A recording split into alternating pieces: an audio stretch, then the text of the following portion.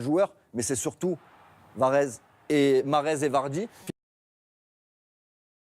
Finalement, toute l'attention, c'est son jeu, le talent, et avec son toucher, il va trouver Vardy dans le dos du défenseur qu'on retrouve dans son registre, le déplacement, les courses, et on voit Mahrez qui caresse le ballon, et après Vardy, typiquement anglais, qui résiste au duel, qui s'impose et qui frappe fort.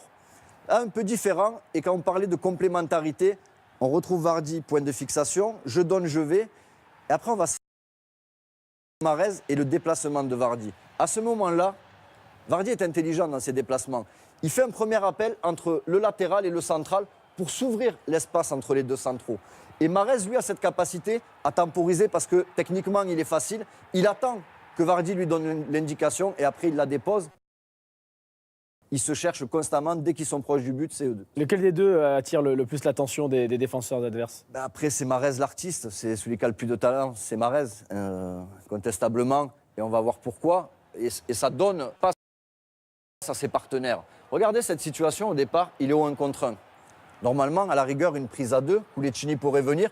Mais vous allez voir l'attitude des 8 joueurs de Newcastle qui, au fur et à mesure que Mahrez travaille son défenseur, avance vers lui. Pour au final, regardez, c'est Mahrez.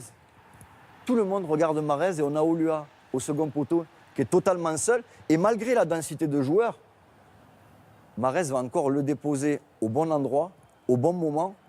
Mais ce qui est fabuleux, c'est ça, c'est ces 11 joueurs sur Mahrez. Et derrière, il n'y a plus personne, il n'y a que Mahrez. Même situation, toujours face à Newcastle. Là, il gagne son... Là, il sort, on peut se dire, il sort pour la passe en retrait, c'est pas faux. Mais ils sont quand même 3 joueurs. Et on va voir au moment de la passe décisive, parce que ça n'est une. Après, il finit pas. Mais ils sont 2 seuls. Et 4 joueurs concentrés sur Mahrez.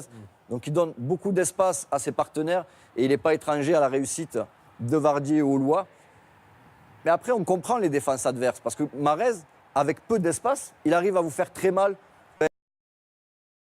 Lionel Messi, il y en a peu qui sont capables, avec autant de joueurs, de densité, de faire la différence sur un pas, sur un dribble.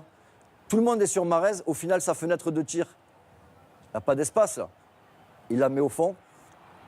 Là, il en a un peu plus. Quand on a sa qualité de prise de balle, ça devient facile. Contrôle première fois, il se joue de son défenseur. Changement de direction, sa qualité technique. Après, il est capable de finir. Donc, compliqué de défendre sur Mahrez. Parce que prise à 2, prise à 3, on voit que finalement, à la sortie, il arrive soit par la passe, soit par le tir à faire la différence. David.